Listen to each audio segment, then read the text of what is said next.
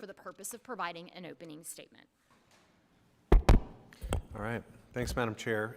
Thanks for hosting this hearing and for our colleagues both on the Modernization Subcommittee and some who may be joining us from off of it. I appreciate their participation. I also want to extend my sincere appreciation to all of our witnesses for taking the time to prepare and to join us for today.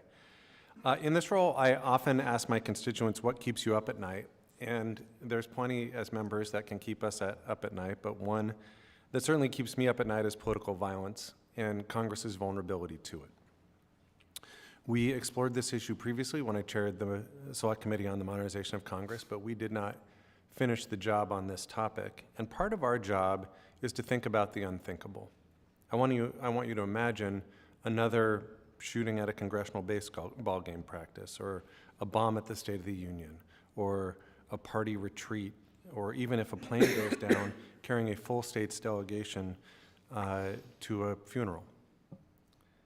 I know this is not a fun topic, but I also know that it is increasingly a necessary topic. Just this past weekend, we experienced yet another credible attempt on former President Trump's life following the assassination attempt targeting him just a mere month ago. Last year, we learned that the U.S. Capitol Police tracked a 300% increase in threats against members of Congress over the past 7 years. The White House and the Senate have continuity plans. They are prepared because the Constitution was twice amended to ensure governing can continue if the president or senators are killed or otherwise die while in office, as much as we pray that doesn't happen. But prayer is not a good strategy for continuity. The U.S. House of Representatives is not prepared. Today, we will learn more about how the House would function if a tragic event of this kind were to happen. In a nutshell, it wouldn't. I am grateful to my colleague and friend, Congressman Brad Wenstrup, for serving on our first panel today. He has unfortunately had to think about this issue more than most. As many of you know, Brad was at the 2017 congressional baseball game practice where a politically motivated gunman shot 4 people, including our colleague Majority Leader Steve Scalise. A trained doctor, Brad rendered heroic medical assistance that day, and I want to thank you for your leadership that day and for being here to share a member's perspective on this important topic.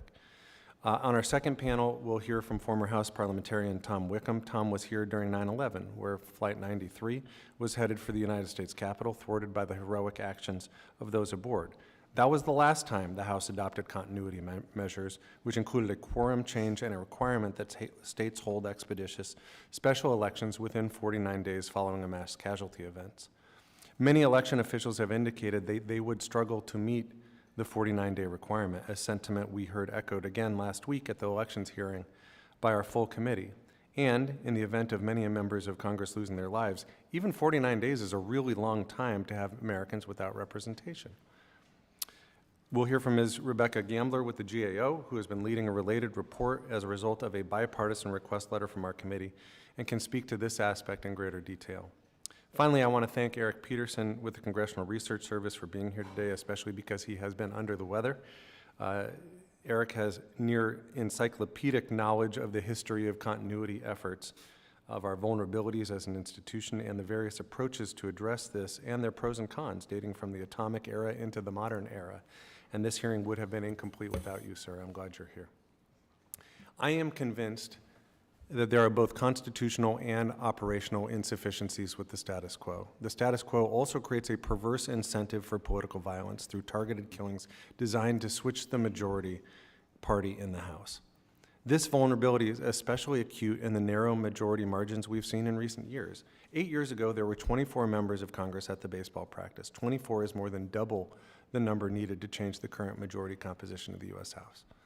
The Select Committee previously made an open recommendation to establish a joint committee to review House and Senate rules and other matters assuring continuing representation and congressional operations for the American people. There are some who believe that this issue needs more study. Personally, I don't think that. If that's the best we can do, let's at least do that, though. As most of you know, I've introduced, along with Congressman Wenstrup, a bipartisan constitutional amendment to ensure the continuity of Congress. The amendment would require that House members submit a list of 5 potential replacements when they are sworn in, one of whom would be appointed by the state's governor if a sitting member dies or is killed during their term, to then serve temporarily just until a special election can be held. I want to thank Brad and my former co-chair of the Select Committee, current co-chair of the Fixed Congress Caucus, William Timmons, who I think will be joining us today, and Select Committee alum Emmanuel Cleaver for their participation on this effort.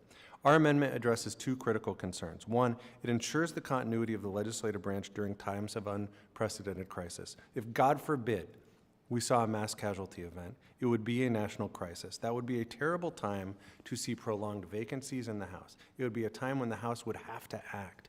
And in our proposal, you would have temporary replacements who could do that.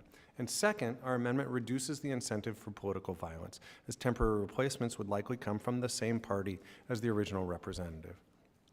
If Congress fails to enact a sufficient continuity plan, the American people will be left wondering why in the world's leading democracy there was no plan to protect our most sacred democratic institutions. Now, just a few days after the 23rd anniversary of September 11th, and now in the face of increasing threats on members ourselves, I am glad we are holding this hearing together and look forward to a productive discussion. My hope is through our work today, we can better protect the U.S. House of Representatives against unspeakable threats and ensure the continuity of this great American experiment. And thank you. I yield back.